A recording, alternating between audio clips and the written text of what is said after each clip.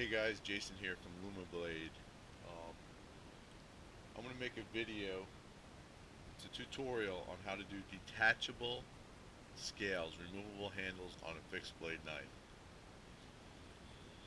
Please excuse the volume. I don't have a separate microphone. I'm recording this on my GoPro, and please excuse the video quality because I don't make videos all the time. Alright, so let's get right into it. So, what I got here is it's just a blank that I cut out for a knife that I'm going to do. So we're going to start at the basics. If you're going to do detachable scales, you have to plan it at the beginning. You know, before you do anything else. If you wait till heat treat, you're kind of boned after heat treat because you're not going to drill holes because it requires the placement and drilling of a certain size hole. So you know, this is just a blank of a future knife that design that I'm going to make and I'm going to do. This isn't the one that I'm working on now though, so we'll put that back. So fast forward that through. So everyone knows how to drill holes. So this is the knife that we're going to do. This is one that I'm interested in, and I started working on designing. Trying to make a real lightweight, compact fixed blade that can, you know, this is for my personal EDC. I'm finally able. Christmas orders are done, so I'm finally able to make myself something. Um, so you notice I got some holes here. Starts with quarter-inch holes. Okay, so you're gonna place two quarter-inch holes. Okay, now you want to be careful with the placement. You don't want to place them too close together or too far apart. Okay, so it's just a basic quarter-inch hole. I ream it with a quarter-inch reamer. Not 100% necessary, but I like to have the round holes and to be precise, and I'll explain why. This is just a 3/16 lanyard loophole, and this is just a 3/16 hole, just in case, just so I have some extra leeway so I can bolt this down. It's going to be underneath the scales anyway, but this is just a hole here that I can bolt this down to a fixture when I put it in my mill, and I'm going to mill out this whole area here and skeletonize this area. Doesn't matter, it has nothing to do with the detachable scales, but if you're wondering why I have this hole here and this hole here, that's why. These scales are going to end right here. This part's going to be metal, and then you're going to have the lanyard there. So if you're going to have the scales come all the way to the end, you might want to shift this hole over a little bit more. You can put 3 holes on real thick scales. I used 3/8 Kieranite on something, and it was a large handle. I did put 3 in it, um, but that's what I did. Um, the reason I do detachable scales is there's many levels as to why I do it. First one is it's kind of a pain in the neck to work with epoxy. Second reason is the dry time that the epoxy takes, the cure time. You're talking, you know, 24 hours. It says 5 minutes, but it's 24 hours. So you're down without the knife, able to work on it for 24 hours.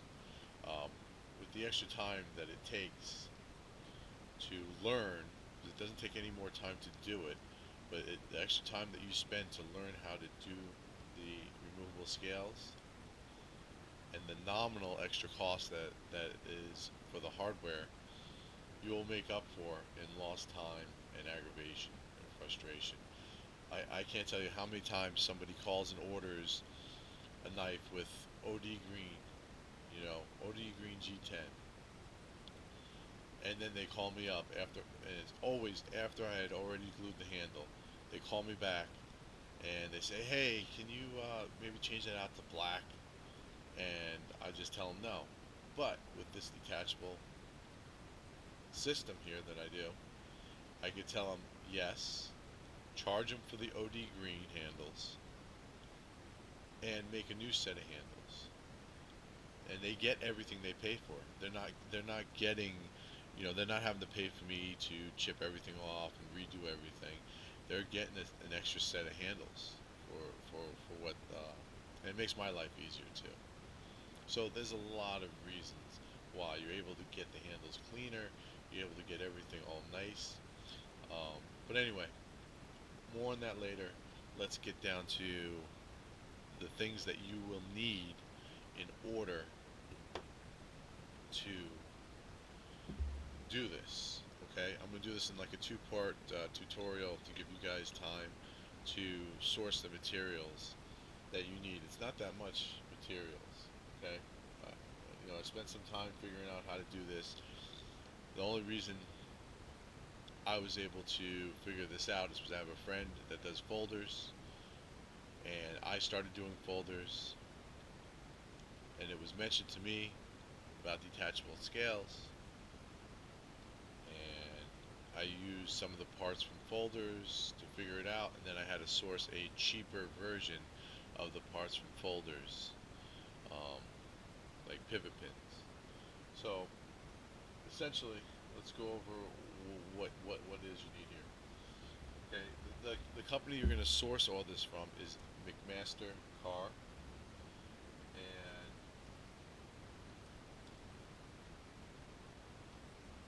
what you're going to need some female threaded ground standoffs. Female threaded ground standoffs. They look like this. They're threaded on this side and this side here. They look like pivot pins. They're just not hardened to the same Rockwell hardness, so I wouldn't use these in my folders. Um, these particular ones here are a 1/4 inch outside diameter OD by, what is it, 3/8 long. Okay, 3/8 long. These are the ones, if you're only going to order one type, these are the ones that you're going to want to get. I'll give you all the part numbers for everything. They may have the part number here, but this may not be the part number that McMaster Car has it listed. So their website's difficult to navigate. So I'm just going to give you the McMaster Car part numbers off of my bill of lading. Um, these here, they're not very expensive. They're about $1 each. They're stainless steel. They're good to go. Now they also make them in all different sizes. These are the same ones, but these are 1/4 inch long by 1/4 inch OD, which is, I find it to be pretty useful. They work pretty good. I don't have to shorten any screws or anything like that. It seems to just work. So you might want to pick up just like 2 of these and 2 of those, you know, and just see, which one works best for you. Next thing you're going to need is you're going to need some screws. This right here, this one came in a pack of 25. They usually come in a pack of 50. 832 thread, a 1/4 inch long, Torx Plus, um, stainless steel, machine screws. I think it's a T20 head or something like that.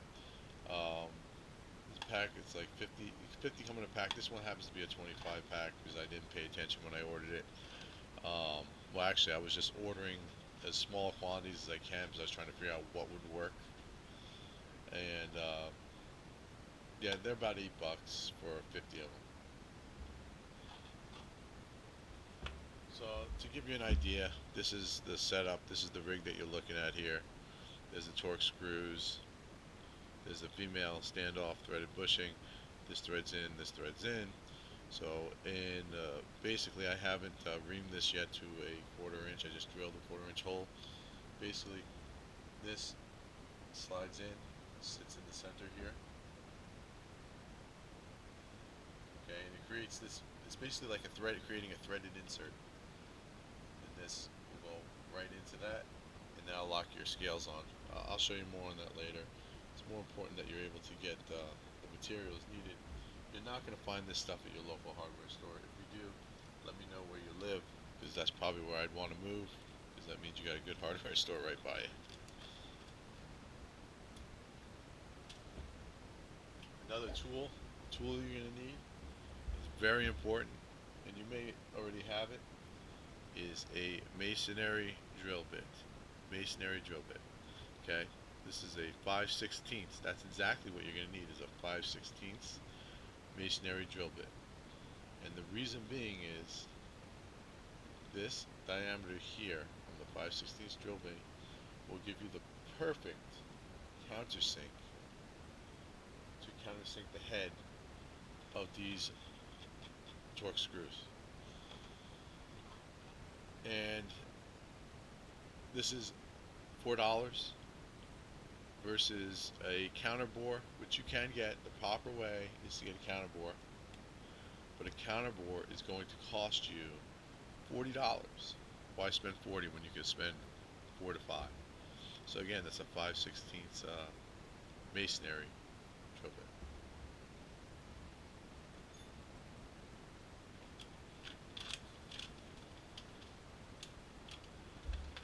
Okay, on to the parts that you're going to need.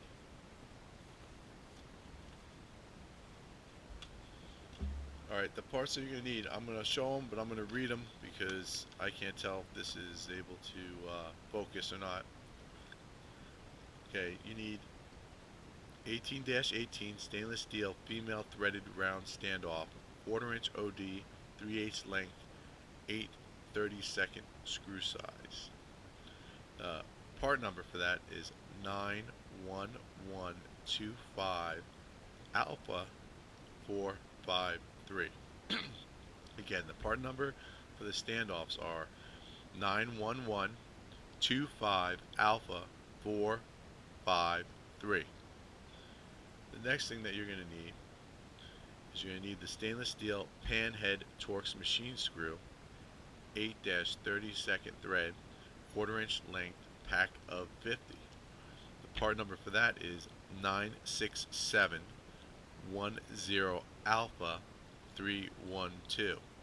Again, 96710 Alpha 312. Now, should you want to get black coated steel panhead Torx machine screws, the same thing, 8/32 thread, 1/4 inch length, packs of 50. Those are not stainless. The part number for those, for the black ones, is 93701 Alpha